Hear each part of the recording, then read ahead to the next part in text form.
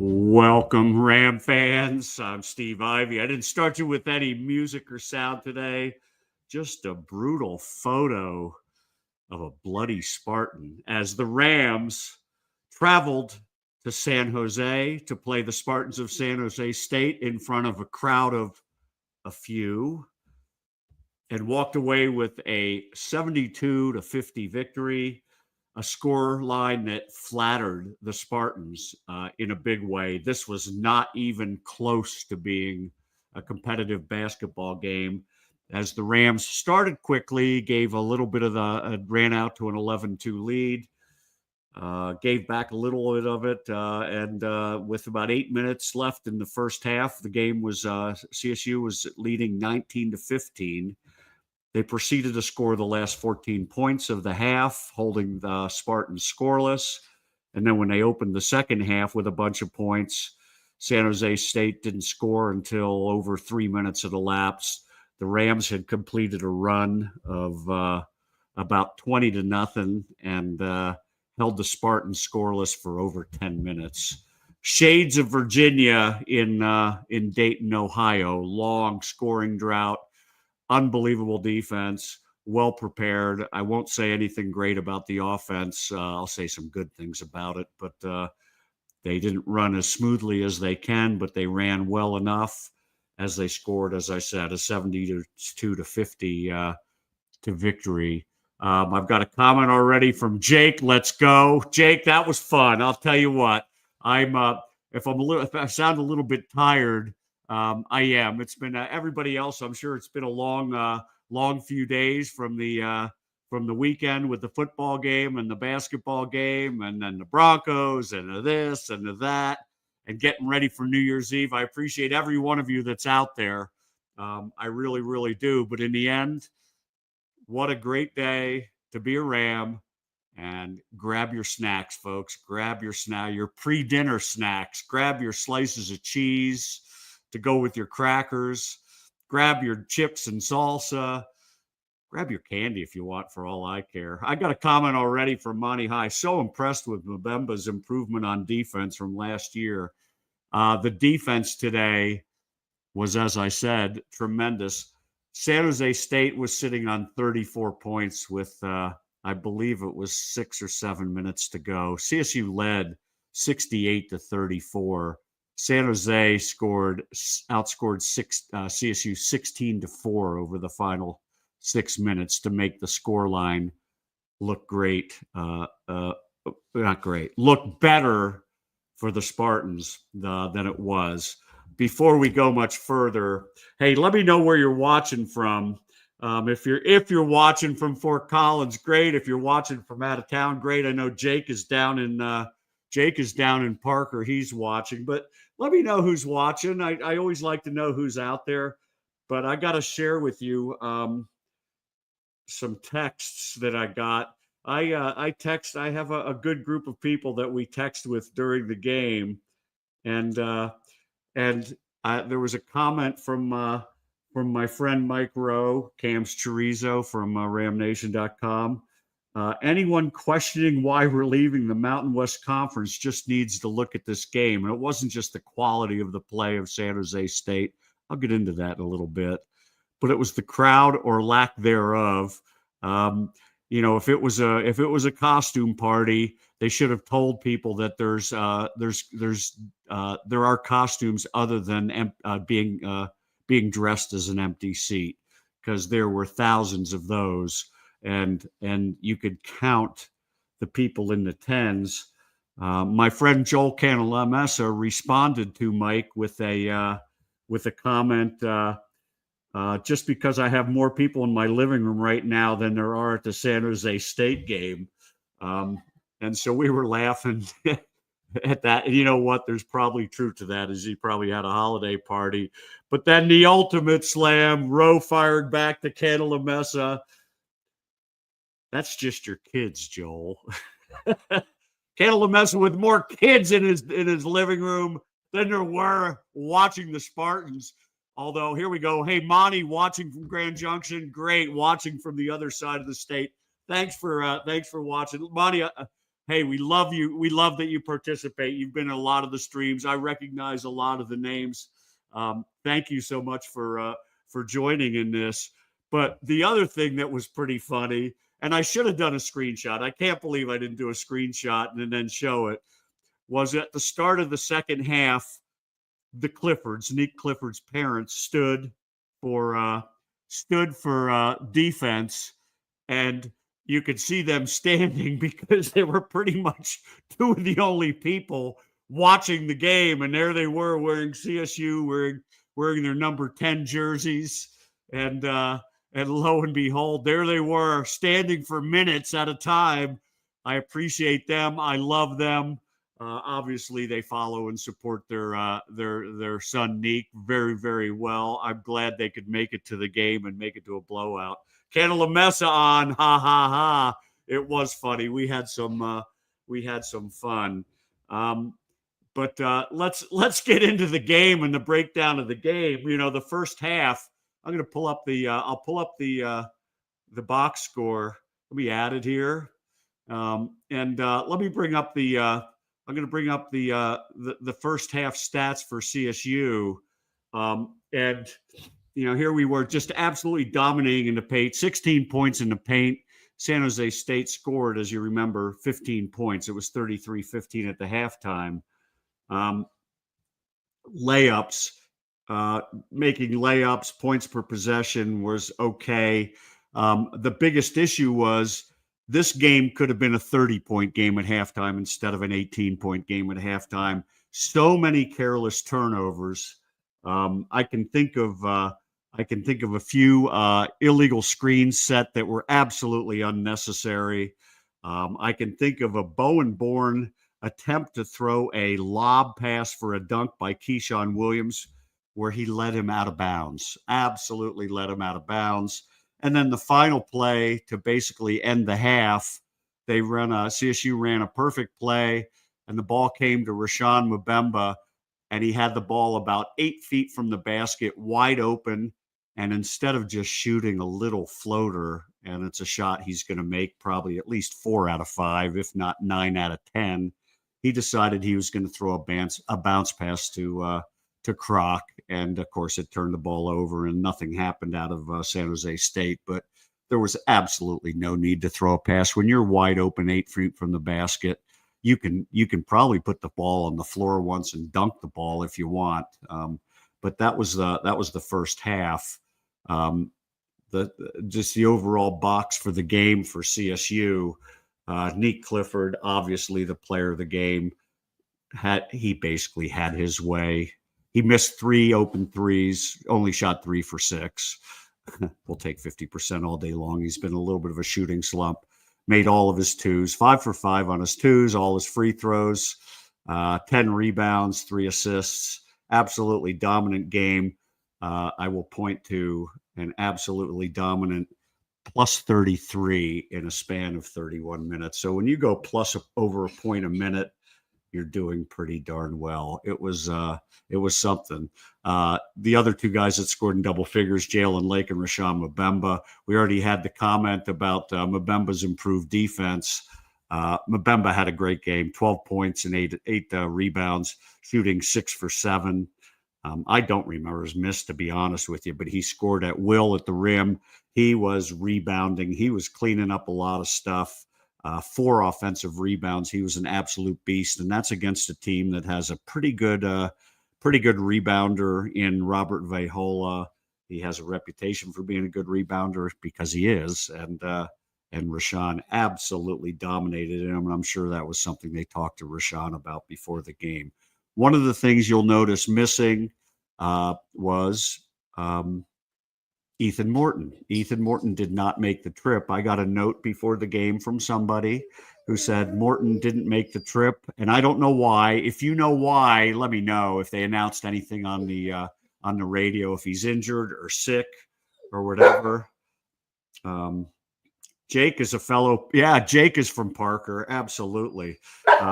Anyway, I got a dog that's barking, and I got people in my family that refuse to take care of him. I don't know what's wrong. I I have to be the only one taking care of my dog.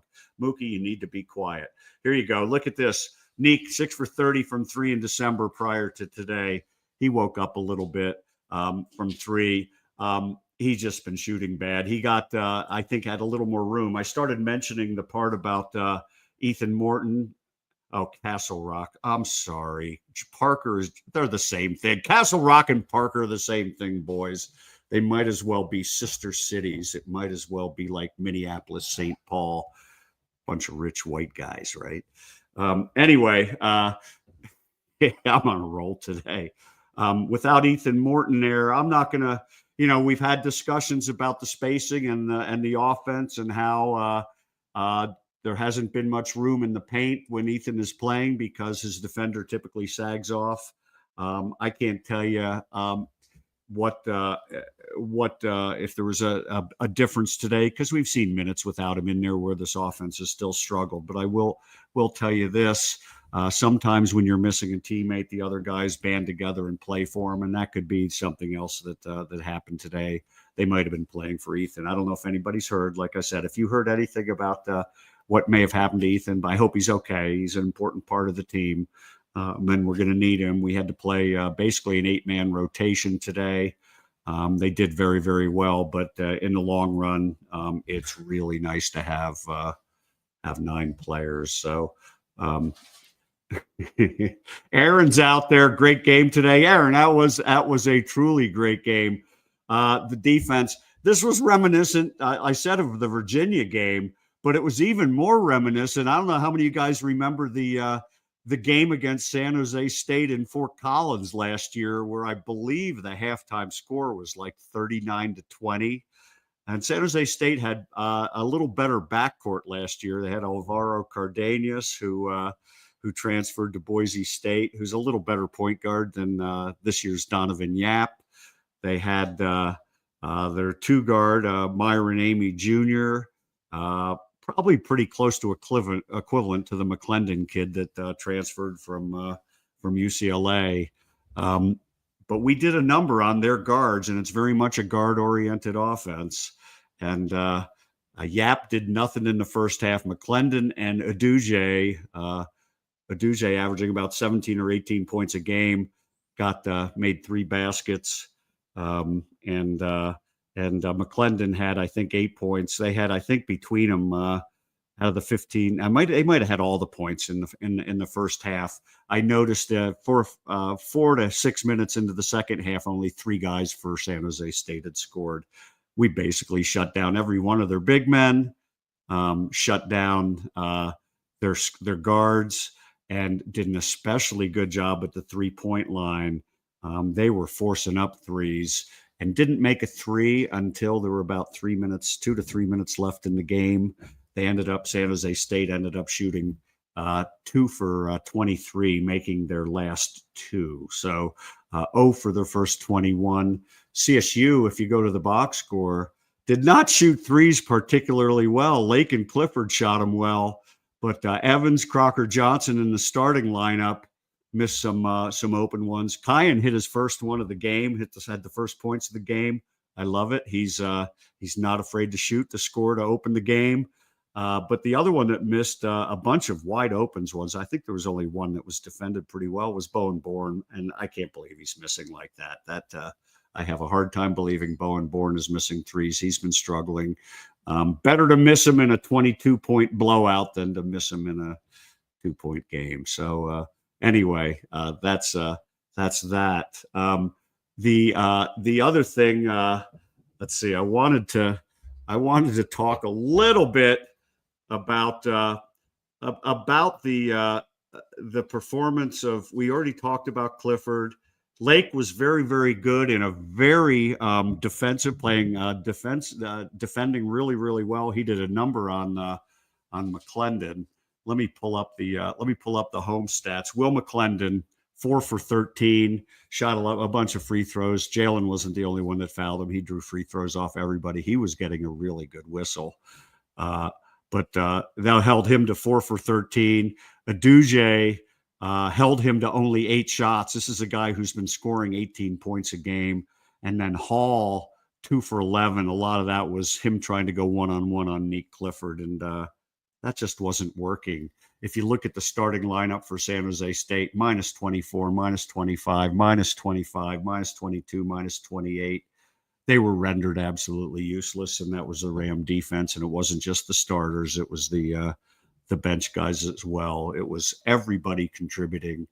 The one thing that I noticed, if I pulled up the first half box score, the CSU completely out rebounded and dominated San Jose State on the boards to the tune of I want to say about 47-25.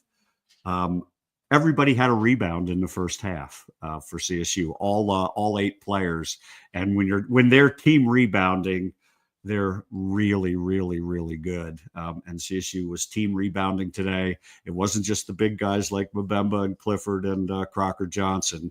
It was the guards as well. And if you look at it, you go, oh gosh, yes. Keyshawn Williams, 6 rebounds. Bowen Bourne, 4 rebounds.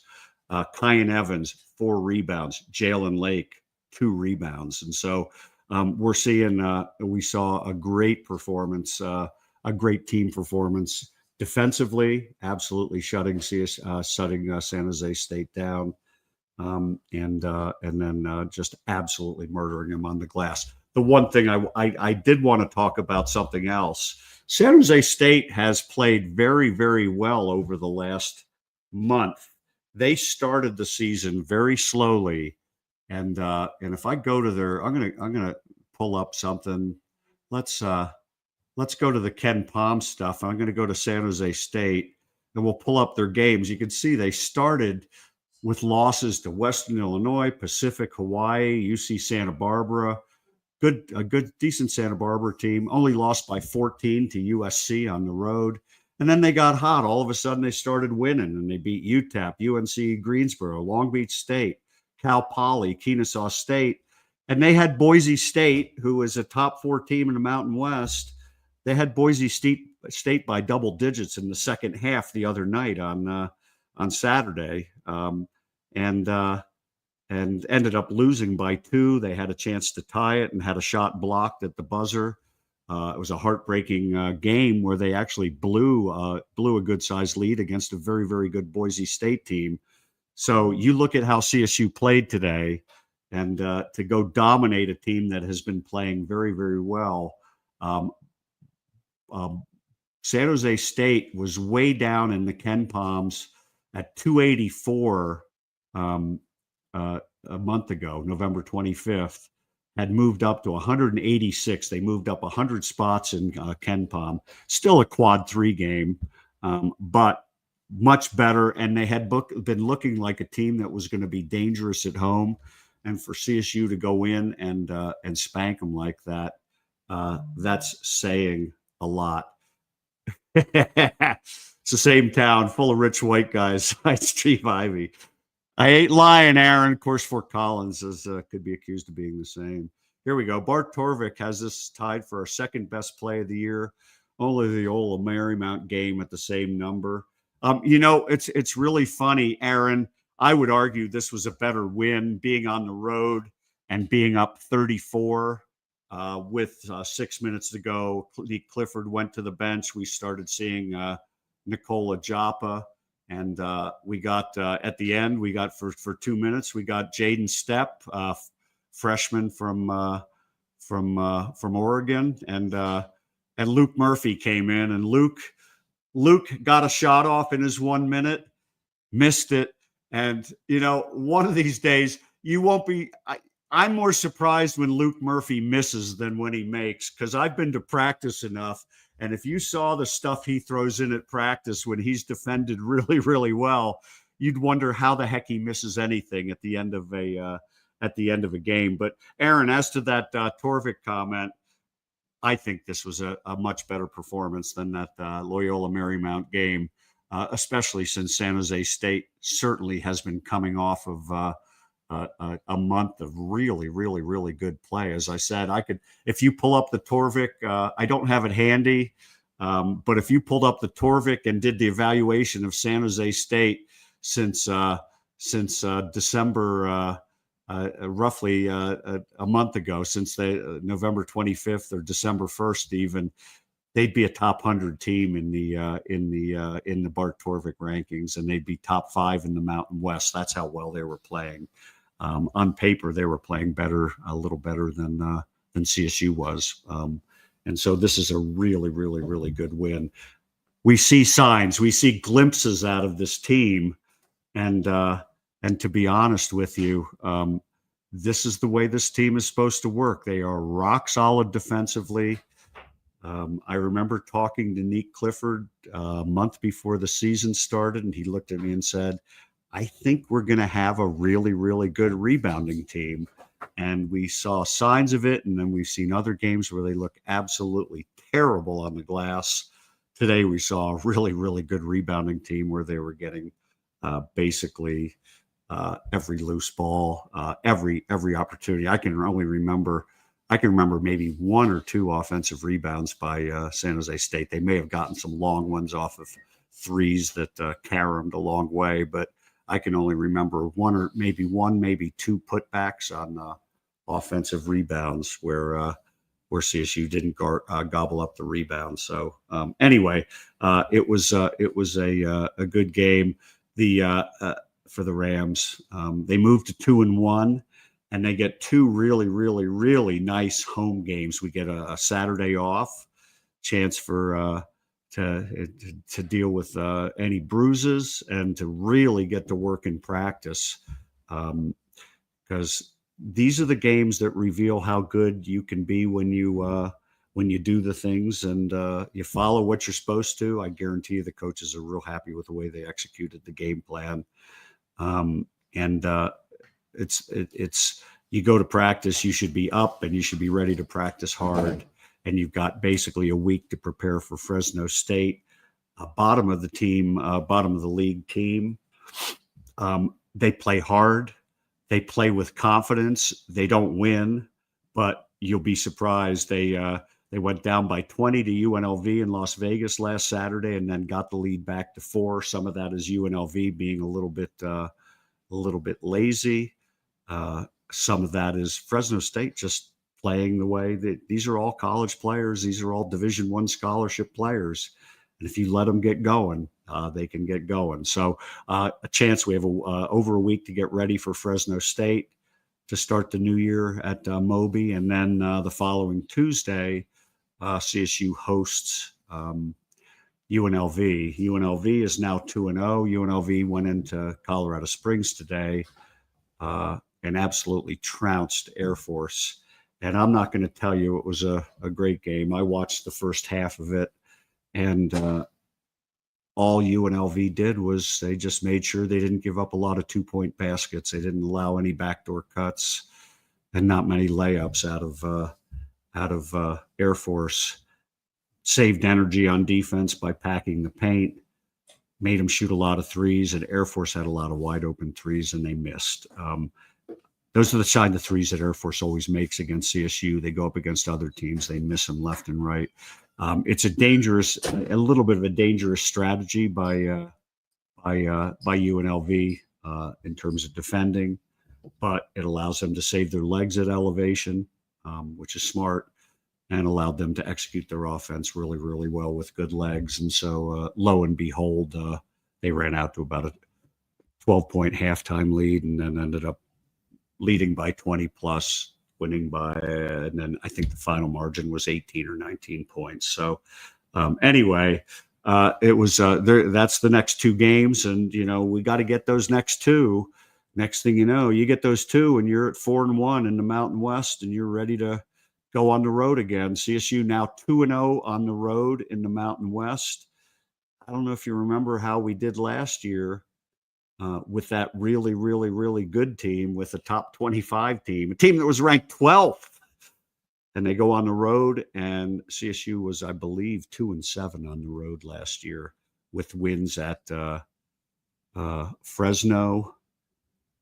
And we didn't play at San Jose State. We won at, where did we win?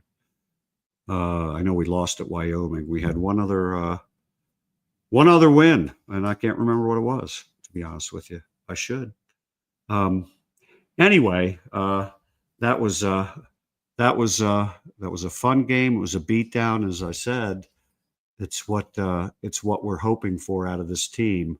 They're not going to be this flashy team that scores, a lot of incredible. They had some good hoops, but it's a grind it out. If you talk to Coach Medved about this team, he's very happy when they grind out wins like this to the point, to the tune of maybe just a little over a point of possession on offense. I think he'd probably tell you he's not happy with the turnovers. Probably 4 to 6 very unforced, uncharacteristic kind of turnovers, and they're going to need to get better with that. We saw what happens when they turn the ball over against good teams like New Mexico. Going to have to improve that. But you saw an ability and a desire to get the ball into the paint, to score at the rim.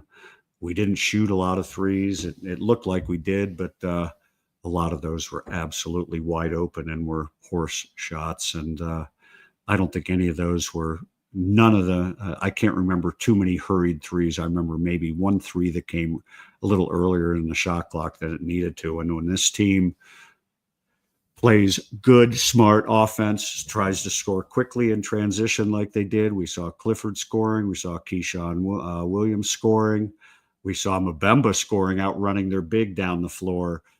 When they get those hoops, that's the way this offense is supposed to go. And then to run a good half-court offense, and they ran it effectively. They created a lot of good looks. And then they made, and when they made, they got their defense set, and they were stifling on defense. So I'm not gonna go much further. I've got 50 people watching. Thanks for everybody. Thanks for watching. The next time I come on, I'm gonna, obviously we have don't have a game until we don't have a game until I'm sorry, next Tuesday. I will do my Thursday night show. I don't have a guest lined up. I'll see if I can get one of the players who stood out. I'd love to get Rashawn Mbemba. I'll see if we can get him on and learn a little more, spend a little time with Rashawn. If not, we'll see if we can get Kyan Evans. I'd like to get one of those 2 kids, the 2 sophomores, both of whom are really starting to emerge, playing the way they're supposed to. A healthy Mbemba is a great Mbemba, makes to a great team. Kyan Evans is averaging about, he only had 5 today. It felt like he had more. It didn't feel like there was any issue scoring for him. He was played a smart floor game, defended very, very well. And if you look at him over the last 5 games, ever since the VCU game, he's averaging, I think, double digits, and he's doing really, really well and starting to emerge as not just a important cog in terms of scoring, but you're starting to see the leadership out of him as a sophomore. Here we go from Jake. Channel about to blow up with football winding down. I hope so. I will say this. I hope we start and keep on winning and can really build. I've been in the 150 range in terms of viewers on the CSU postgame show. I do my show with Tom Moser. The Tonight in the Mountain West game of the week, and might even start moving to 2 games of the week. And we've been over 500 a couple of times now for live viewers of that show, and we think that's going to go to 1,000 in a heartbeat once we get past football season and the playoffs. So we're hoping for it, Jake. But more importantly, I love the fact that we're getting participation from people like you, from people like Aaron, people like Joel, people like Monty, all you guys. It's great that you've been showing up, sharing your opinions. I don't have my friend Corey today. He's probably busily watching Penn State against Boise State as a Butler PA guy. Anyway, the next time you'll see me will be Thursday night. We'll have we'll bring on a good guest, learn a little more, like I said, and then Saturday night with Tom, and then of course Monday morning cup of coffee is turning into a great show. I will say this. I do have to say this, gang, and your support has been fantastic. I have had even though I don't get necessarily a lot of live all the time, and I'd love to be doing more live because I like the interaction with the community, but a lot of people don't have the time to watch live on, say, Thursday night. But I had over 3,200 views on the show I did on Thursday night, and Tom and I did a Mountain West game of the week, and it was with New Mexico against VCU. And we had, like I said, over 500 people live. But if you look at the views of the video afterward, both of us, and he puts it out on his channel, I put it on my channel, we both had over 3,100 views. So we had over 6,000 unique views on one particular post-game stream. So we are starting to build this community. And I would tell you, there is nobody doing anything in the Mountain West like we're doing. And there are other people trying to do post-game shows. I don't think they're quite as interactive as what I'm doing. And I don't think they have quite as good a community as what I have. So I'm excited about that. Let's keep it rolling. Let's have a great new year, folks. And we'll see you on Thursday night on Swolapalooza Thursday. Thanks again. Once again, the final score: Colorado State 72, San Jose State 50. Rams move to 8-6 on the season, 2-1 in the Mountain West, with 2 home games coming and a lot to look forward to. So thanks again for watching. Happy New Year, everybody. Go Rams.